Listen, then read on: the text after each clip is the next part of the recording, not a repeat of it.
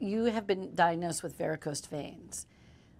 Generally, this means that you have pain by the end of the day. Your legs feel heavy, they might itch, they may be very uncomfortable. You may even have big ropey veins on your legs, or you may not. Maybe you can't even really see them, you just don't understand why it's hurting you so badly by the end of the day. Both men and women get varicose veins. It affects millions of people in the United States. Veins can be anything from not visible at all to the worst case scenario, which would be a venous ulcer, which is a sore that occurs from what we call venous hypertension. Most women that present with varicose veins have had a history of having children in the past. The important thing to know is, have they had previous pregnancies? Has there been a history of trauma to the extremity?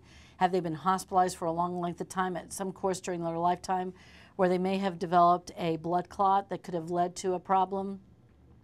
Either way, what we do is we're going to work that up with an ultrasound. The ultrasound looks at both the deep veins that are under the muscle as well as the superficial veins that are basically between the muscle and the skin. Normally, people who have had a history of blood clotting, their valves may not work properly. Valves are structures that are within the veins that keeps blood flowing from the foot back to the heart against gravity. Those valves may be destroyed from blood clots or from genetic problems. They may not be working properly.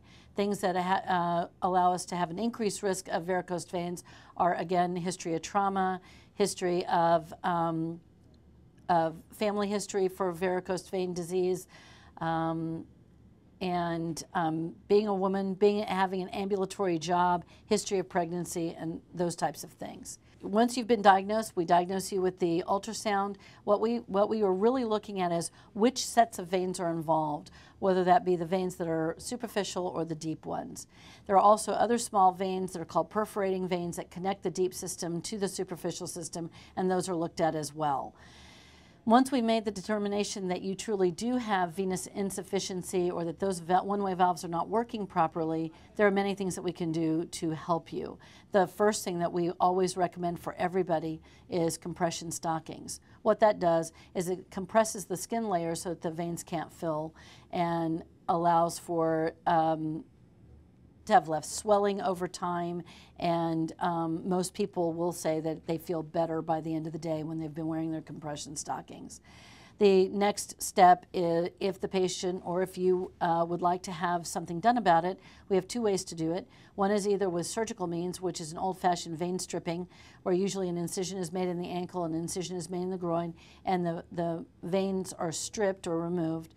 Any of the more protruding, unsightly veins, those are then dealt with at the same time with what's called a phlebectomy, where little incisions are made and the veins are interrupted and removed.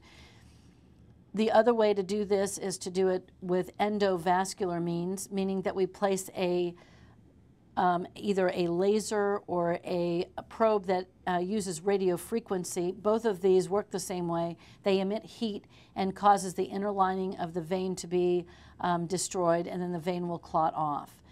What this then does is that we are basically trying to get the blood to recirculate through other means in a more efficient way into the deep system. This then diminishes that venous hypertension and helps with the symptoms that you would be having. As far as the smaller veins, such as the spider veins, and that can be dealt with what's called sclerotherapy, where we inject a material that then scleroses or clots the veins off and makes them then scar down over time. In those patients in whom we've dealt with the axial or the up and down, the bigger veins of the leg, meaning the greater saphenous or the lesser saphenous veins, that we've treated maybe with the laser or with radiofrequency ablation, sometimes there are still little varicosities and varicose veins that are still present, and those can be then removed later. These procedures, again, that are done in the office allow for you to go about your business the second that we walk out of the office. We recommend that you walk around, that you exercise. You can do pretty much any activity that you would like. The complication risk in you would be very low with any one of these procedures performed, but it's important for you to know what they are so that you can make the right choice for yourself. A lot of people will ask me, well, do I still need to wear my compression stockings after the procedures are done? And the answer is absolutely. We can't get rid of every vein in someone's leg. Other veins may pop up over time.